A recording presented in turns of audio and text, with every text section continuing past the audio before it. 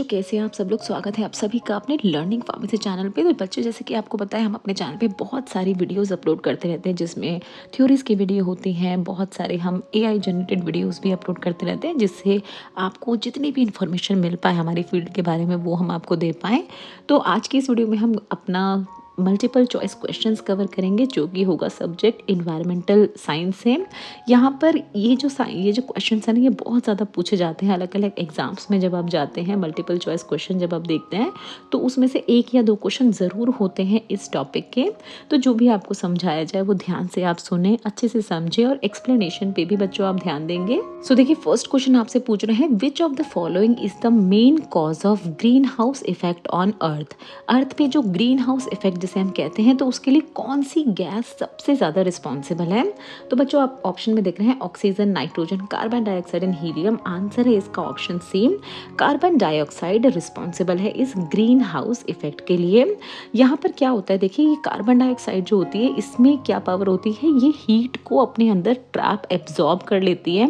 Carbon dioxide जैसे कि आपको पता है बहुत ज़्यादा, अगर बहुत ज़्यादा अमाउंट में एटमॉस्फेयर में आ जाए तो हीट बहुत ज़्यादा एटमॉस्फेयर में उत्पन्न हो सकती है और उस हीट की वजह से क्या होती है, बहुत सारी अलग अलग चीज़ें होती हैं जैसे आइस मेल्ट होने लगती है। ह्यूमन एक्टिविटीज़ जैसे बर्निंग फॉसिल फ्यूल ये काफ़ी ज़्यादा इंक्रीज़ करते हैं इस CO2 लेवल को, और जिससे ग्लोबल वार्मिंग होती है। जैसे कि आपने सुना होगा कि जो हमारी धरती का तापमान है वो 1 डिग्री बढ़ता ही रहता है हर साल की अगर हम बात करें। तो अगर इस गति से इस तरह का तापमान अगर हमारी धरती का बढ़ेगा तो काफ़ी ज़्यादा नुकसान हो सकता है अर्थ को, फ्लड आने के चांसेस होते हैं, बहुत सारी अलग अलग चीज़ें होने के चांसेस होते हैं। तो इसीलिए बोला जाता है कि कम से कम इस तरह की जो एक्टिविटीज़ होती हैं ह्यूमन एक्टिविटीज़ जिससे कार्बन डाइऑक्साइड बहुत ज़्यादा प्रोड्यूस हो उसको रिड्यूस करना है। तो आंसर हमने देखा ग्रीन हाउस इफेक्ट के लिए कौन सी गैस रिस्पॉन्सिबल है, तो रिस्पॉन्सिबल है कार्बन डाइऑक्साइड। ना देखिए नेक्स्ट क्वेश्चन आपसे पूछ रहे हैं, deforestation primarily affect which cycle in nature. Deforestation यानी जो पेड़ों का कटना होता है उसकी वजह से इसमें से कौन सी साइकिल होती है नेचर की जो सबसे ज़्यादा अफेक्ट होती है। Nitrogen cycle, water cycle, carbon cycle या सल्फर साइकिल। बच्चों आंसर है इसका ऑप्शन सी, कार्बन साइकिल। तो जैसे कि हम सबको पता है कि जो ट्रीज होते हैं वो कार्बन डाइऑक्साइड एब्जॉर्ब करते हैं और फिर वो अपना फूड बनाते हैं और ऑक्सीजन रिलीज करते हैं। तो अगर पेड़ ही काट दिए जाएंगे तो ये जो कार्बन डाइऑक्साइड एब्जॉर्ब हो रही थी अब ये नहीं हो पाएगी, ऑक्सीजन की मात्रा भी कम प्रोड्यूस होगी क्योंकि पेड़ ऑक्सीजन रिलीज करते हैं, हम सबको पता है। जिसकी वजह से ये जो पूरी कार्बन साइकिल होती है ये पूरी ही अफेक्ट हो जाएगी और उसकी वजह से काफ़ी सारे इफेक्ट जैसे हमने अभी बताया, हम ग्रीन हाउस इफेक्ट बढ़ता है और अर्थ की जो हमारी अर्थ का जो हमारा तापमान है वो बढ़ जाता है। बहुत सारी चीज़ें जो है वो ख़राब होने लगती हैं अर्थ पे क्योंकि ऑक्सीजन की कमी हो रही है, कार्बन डाइऑक्साइड बढ़ रही है। तो इस तरह की चीज़ों पे काफ़ी सारे रूल्स एंड रेगुलेशन आए हैं जहाँ पर मना किया गया है इस तरह की डिफॉरेस्टेशन को, जब तक कि बहुत ही ज़्यादा इसकी रिक्वायरमेंट ना हो। तो हमने देखा कौन सी साइकिल अफेक्ट होती है बच्चों डिफॉरेस्टेशन से, it's a carbon cycle. Next हम देखेंगे, देखिए which gas is responsible for depletion of ozone layer. Ozone layer depletion के लिए कौन सी गैस इसमें से रिस्पॉन्सिबल है, तो बच्चों आंसर है इसका ऑप्शन बी, CFCs यानी क्लोरोफ्लोरोकार्बन। देखिए ये जो ओजोन लेयर होती है ये हमारे अर्थ को जो हार्मफुल UV रेडिएशन है जो कि सन से निकलती है, आप देख रहे हैं अपनी स्क्रीन पे फोटो में, तो उससे हमारी अर्थ को प्रोटेक्ट करती है ताकि ये हार्मफुल रेडिएशन हमारी अर्थ तक ना पहुंच पाए, हम तक ना पहुंच पाए। बट ये जो क्लोरोफ्लोरोकार्बन के मॉलिक्यूल्स होते हैं जो आप देख रहे हैं CFC मॉलिक्यूल्स, ये क्या करते हैं इस ओजोन लेयर को तोड़ने का काम करते हैं। अगर ये ओजोन लेयर डिप्लीट हो गई यानी किसी भी वजह से ब्रेक हो गई तो ये जो UV रेडिएशन है ये डायरेक्ट पहुंच सकती है अर्थ तक और फिर इसके अपने अलग इफ़ेक्ट्स देखने को मिलते हैं जो कि हार्मफुल हो सकते हैं काफ़ी सारे ह्यूमन बींग्स के लिए, हमारी अर्थ के लिए। तो इसीलिए कुछ जो भी ऐसे इलेक्ट्रिकल अप्लाइंसेस बहुत सारे होते थे जहाँ पर CFC क्लोरोफ्लोरोकार्बन का इस्तेमाल किया जाता तो उन पे काफ़ी मात्रा में उन पे रोक लगाई गई है ताकि हमारी जो ये अर्थ की ओजोन लेयर है ये इंटैक्ट रहे और UV रेडिएशन से हमारी अर्थ प्रोटेक्ट हो पाए। देखिए नेक्स्ट क्वेश्चन में पूछ रहे हैं which of the following is the example of non renewable energy. इसमें से कौन सी ऐसी एनर्जी है जो कि नॉन रिन्यूएबल एनर्जी है। अभी ये क्या होती है ये आपको बताएंगे। ऑप्शन में बताया है आपको, देखिए सोलर पावर, विंड एनर्जी, कोल या टाइडल एनर्जी। बच्चों आंसर है इसका ऑप्शन सी, कोल एग्जाम्पल है नॉन रिन्यूएबल एनर्जी का। नॉन रिन्यूएबल एनर्जी क्या होती है, देखिए इस तरह की जो एनर्जी होती है और इस तरह की जो एलिमेंट्स होते हैं ये मिलियंस ऑफ ईयर्स में बनते हैं, काफ़ी सारा साल लगते हैं इसको प्रोड्यूस होने में, और एक बार अगर ये ख़त्म हो गए तो फिर इसको दोबारा उत्पन्न करना काफ़ी ज़्यादा मुश्किल हो सकता है। तो उसमें एग्जाम्पल है कोल का। यहाँ पर आप देख रहे हैं takes millions of years to form, unlike renewable one. Renewable में आप कह सकते हैं कि सोलर पावर, सोलर एनर्जी, सूर्य की जो रोशनी होती है वो हमें हमेशा मिलती है। विंड यानी हवा से, जो अगर विंड मिल्स वगैरह कहीं लगाए हैं तो हवा चलती ही रहती है, उसकी एनर्जी मिल सकती है। टाइडल एनर्जी मिल सकती है। बट कोल अगर एक बार को ख़त्म हो गया पूरी अर्थ पे तो उसे बनने में काफ़ी सारा टाइम लगेगा। तो मोस्टली प्रैक्टिसेस की जाती हैं कि सोलर पावर से एनर्जी रीजनरेट की जाए, जो विंड एनर्जीज होती हैं, विंड जो हमारी हवा की जो पावर होती है उससे एनर्जी रिक्रिएट की जाए, टाइडल एनर्जीज का इस्तेमाल किया जाए। नेक्स्ट क्वेश्चन में पूछ रहे हैं the term biodiversity refers to. Biodiversity का मतलब क्या होता है? नंबर ऑफ कॉन्टिनेंट्स होता है क्या? Variety of plants and animal species. Option B आप देख रहे हैं, ऑप्शन सी है ह्यूमन पॉपुलेशन डिस्ट्रीब्यूशन, या option D air quality level. तो बच्चों आंसर है इसका option B, variety of plants and animal species को कहा जाता है बायोडाइवर्सिटी। जैसे कि हम सब जानते हैं हमारी अर्थ पे अलग अलग रिलीजन्स हैं, अलग अलग तरह के लोग रहते हैं, बहुत सारी अलग अलग जो वेजिटेबल्स होती हैं, प्लांट्स होते हैं, एनिमल्स होते हैं वो पाए जाते हैं। तो हमारी अर्थ पे को कहा जाता है कि ये बायोडाइवर्स अर्थ है, यानी यहाँ हर तरह की चीज़ें, हर तरह का कल्चर, हर तरह की जो बींग्स होते हैं, चाहे ह्यूमन बींग्स हो, प्लांट्स हो, एनिमल्स हो, वो पाए जाते हैं। तो इस टर्म को कहा जाता है बच्चों बायोडाइवर्सिटी। नेक्स्ट पूछ रहे देखिए which human activity contribute most of the fresh water pollution. इसमें से कौन सी एक ऐसी एक्टिविटी है जिससे सबसे ज़्यादा होता है वाटर पॉल्यूशन। अगर हम बात करें space exploration, waste segregation, agriculture run off या डेजर्ट टूरिज्म। तो बच्चों आंसर है इसका option C, agriculture run off से बहुत सबसे ज़्यादा होता है वाटर पोल्यूशन।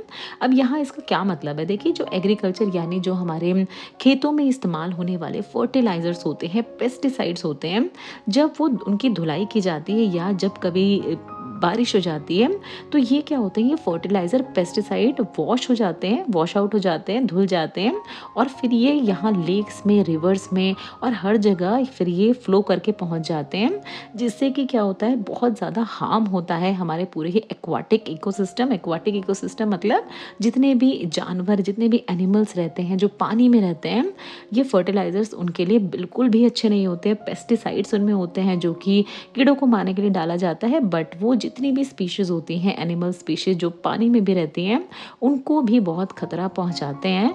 तो इसके लिए भी अभी आजकल बहुत सारे जो ऑर्गेनिक फर्टिलाइज़र्स की जैसे चीज़ें हैं उन तरह की प्रैक्टिस की जा रही है, ताकि अगर इस तरह की जो वाटर है वो ड्रेन होके अगर पानी तक पहुंच भी गया तो बहुत ज़्यादा उसमें रहने वाली स्पीशीज़ को नुकसान ना पहुंचा पाए। नाउ नेक्स्ट पूछ रहे हैं, देखिए the primary purpose of environmental impact assessment, इसको कहा जाता है, इसकी शॉर्ट फॉर्म है EIA। तो इसका प्राइमरी पर्पस क्या होता है आपसे पूछ रहे हैं। इंडस्ट्रियल प्रॉफिट्स को इंक्रीज करना, एनवायरमेंटल सीक्वेंस जो प्रोजेक्ट्स जो हैं उनको कंट्रोल करके रखना, प्रमोट करना माइनिंग, या कंट्रोल वाइल्ड लाइफ पॉपुलेशन। तो बच्चों आंसर है इसका option B, assess environmental consequence of project. देखिए सिंपल भाषा में अगर बात करें तो अगर कोई भी नया प्रोजेक्ट लाया जाता है जहाँ पर कंस्ट्रक्शन होनी है किसी पर्टिकुलर जगह पे, कोई फैक्ट्री बिठानी है या कुछ भी करना है, तो ये जो EIA है ये मेक श्योर करती है कि किसी भी तरह का एनवायरमेंटल डैमेज नहीं होगा उस प्रोजेक्ट की वजह से उसके आसपास के एनवायरनमेंट में, ताकि किसी भी तरह का नुकसान ना हो पाए वहाँ पर रहने वाले लोगों को, या वहाँ पर अगर कोई एनिमल स्पीशीज़ है पर्टिकुलर उनको, या जितनी भी प्लांट स्पीशीज़ हैं अगर, तो उनको बहुत ज़्यादा नुकसान ना हो पाए। इसको मेक श्योर करने का काम होता है एनवायरमेंटल इम्पैक्ट असेसमेंट टीम का। नेक्स्ट क्वेश्चन पूछना, देखिए acid rain is mainly caused by, acid rain इनमें से कौन सी गैस के द्वारा होती है?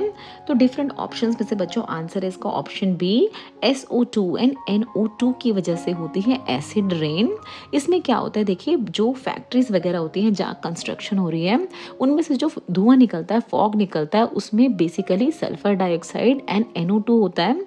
अब ये जो सल्फर डाइऑक्साइड और ये जो NO2 है हमारा, ये क्या करता है, ये रिएक्ट कर जाता है वहाँ पर जो वाटर वेपर्स प्रेजेंट होते हैं, जो एनवायरनमेंट में जो वाटर वेपर प्रेजेंट होते हैं, ये उससे रिएक्ट करके बना लेता है क्या, sulphuric acid and nitric acid. और फिर जब ये वापस अर्थ पे जब ये गिरते हैं बारिश के फॉर्म में, तो इसको कहा जाता है एसिड रेन, क्योंकि पहले तो वाटर वेपर प्रेजेंट थे, जैसे कि हम सब जानते हैं कि हमारे इन्वायरमेंट में मॉइस्चर मोस्टली प्रेजेंट ही होता है, वाटर वेपर मोस्टली प्रेजेंट ही होते हैं, बट उन जगहों पे जहाँ फैक्ट्रीज़ है वहाँ धुएं से मिल जाने के कारण वो वाटर वेपर सल्फ्यूरिक एसिड और नाइट्रिक एसिड में कन्वर्ट होके फिर जब दोबारा कहीं भी किसी भी जगह पे गिरते हैं तो वो एक तरह का एसिडिक फॉर्म में कन्वर्ट हो जाते हैं, और इसी को कहा जाता है एसिड रेन। तो ये भी बहुत ज़्यादा हार्मफुल होता है वहाँ पर पाई जाने वाली स्पीशीज़ के लिए, वहाँ के प्लांट्स के लिए। तो सारी ही चीज़ों को इसीलिए अच्छे से एसेस करके तभी कोई फैक्ट्री सेटअप किया जाता है कहीं पर। नेक्स्ट क्वेश्चन पूछ रहे हैं, देखिए sustainable development means, sustainable development का क्या मतलब होता है? अगर आप ये टर्म सुन रहे हैं तो इसका क्या मतलब है? Using all natural resources, meeting present needs without harming the future generation, avoiding human development या एक्सपेंडिंग इंडस्ट्रीज। तो सस्टेनेबल डेवलपमेंट का मतलब होता है बच्चों, आंसर है इसका option B, meeting present needs without harming future generation. अब देखिए यहाँ जैसे कि हम अभी इस पूरे ही स्लाइड्स पे बात कर रहे हैं, हर स्लाइड पे, कि जो कहीं भी फैक्ट्री बिठाई जा रही है तो उससे आसपास की उसकी जगह पे बहुत ज़्यादा हार्मफुल इफेक्ट ना हो, उसका ध्यान रखा जाता है। तो यही इसका ही एग्जाम्पल है सस्टेनेबल डेवलपमेंट, जहाँ पर इकोनॉमिकल ग्रोथ को देखा जाता है कि उस फैक्ट्री को सेटअप करने के बाद जो मुनाफा है कंपनी का वो तो इंक्रीज होगा ही, बट साथ ही साथ एनवायरनमेंट को कोई बहुत ज़्यादा नुकसान नहीं होगा जहाँ पर भी उसको सेटअप किया जा रहा है। और सोशल वेलबींग, मतलब वहाँ के जो आसपास की जो जानवर हैं, प्लांट्स हैं, या इवन अगर ह्यूमन बींग्स रहते हैं तो उनको बहुत ज़्यादा हार्मफुल इफ़ेक्ट ना फेस करने पड़े उसके, इन सभी बातों का ध्यान रखा जाता है फैक्ट्री सेटअप के समय। तो आपने देखा होगा मोस्टली जो बड़ी फैक्ट्रीज होती हैं वो जो एरियाज़ होते हैं जहाँ पर लोग रहते हैं, जो ह्यूमन पॉपुलेशन ज़्यादा है, वहाँ फैक्ट्रीज़ को सेटअप नहीं किया जाता है किसी कंट्री साइड पे या किसी ऐसी जगह पे जहाँ पर बहुत ज़्यादा पॉपुलेशन नहीं है, वहाँ इन तरह की फैक्ट्रीज़ को सेटअप किया जाता है, ताकि अगर कोई किसी तरह का इमिशन हो भी रहा है तो वो डायरेक्ट ह्यूमन पॉपुलेशन तक ना पहुंचे और डायरेक्ट उनको नुकसान ना पहुंचाए। नाउ लास्ट क्वेश्चन देखेंगे अपने आज की इस वीडियो का। पूछ रहे हैं आपसे, which layer of atmosphere contain most of the earth's weather. इसमें से कौन से लेयर पे सबसे ज़्यादा जो हमारे वेदर्स हमें दिखते हैं कि बहुत ज़्यादा सनी है, बहुत ज़्यादा क्लाउडी वेदर है, रेनी सीजन है, तो ये किस लेयर की होने की वजह से दिखते हैं? तो आंसर देख लिया बच्चों आपने, इसका ऑप्शन डी, ट्रोपोस्फेयर। अगर हम इस फिगर को थोड़ा सा एक्सपेंड करके देखें तो आपको सारा ही इसका जितना भी हम समझा रहे हैं वो सब समझ में आ जाएगा बच्चों। यहाँ पर आप देखें हैं ट्रोपोस्फेयर, जो सबसे इमीडिएट लेयर है हमारी अर्थ की, सबसे जो हमारे पास जो हमें दिख सकती है वो लेयर आप कह सकते हैं ट्रोपोस्फेयर। जहाँ पर आप देख रहे हैं पैराशूट्स उड़ रहे हैं, हॉट एयर बलून्स उड़ रहे हैं, प्लेन जो है, जो प्लेन से हम जाते हैं तो वो इसी ट्रोपोस्फेयर लेयर पे ही रहते हैं। उसके ऊपर आप देख रहे हैं स्ट्रेटोस्फेयर, जहाँ पर जो रेडियोटोर्स होते हैं वो जाते हैं, और कुछ ऐसी चीज़ें होती हैं जो स्ट्रेटोस्फेयर तक भी पहुँच जाती हैं। मीसोस्फेयर पे आप देख रहे हैं यहाँ मेट्रोलॉजिकल रॉकेट्स जो लॉन्च किए जाते हैं वो यहाँ तक पहुँचते हैं मीसोस्फेयर तक। फिर आप देख रहे हैं थर्मोस्फेयर, जहाँ पर अरोरा जैसी कुछ लाइटनिंग इफेक्ट्स होते हैं वो अगर आपको देखने को मिल रहे हैं तो वो थर्मोस्फेयर से देखने को मिल रहा है। एंड लास्ट में आता है एक्सोस्फेयर, जो हमारी स्पेसशिप जहाँ पर जाती हैं, हमारी सैटेलाइट जहाँ पर जाती हैं, वो होता है एक्सोस्फेयर, सबसे आउटर लेयर कह सकते हैं आप हमारी अर्थ की।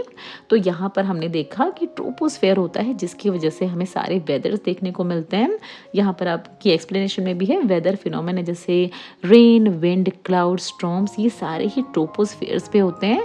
बाकी किसी भी अर्थ की जो लेयर है ऊपर वाली लेयर उनमें ये सब नहीं देखा जाता है। तो बच्चों ये थे हमारे 10 मोस्ट इम्पॉर्टेंट क्वेश्चंस जो हमने आपसे डिस्कस करने की कोशिश की। आई होप आपको समझ में आया होगा। कोई भी अगर डाउट है तो कमेंट सेक्शन में आप हमसे पूछ सकते हैं, और ऐसी ही बहुत सारी अलग अलग वीडियोज़ हम आपके लिए लेके आते रहेंगे फ्यूचर में। तो चैनल को सब्सक्राइब ज़रूर कर लें और बने रहें इसी तरह से हमारे साथ हमारी इस जर्नी में।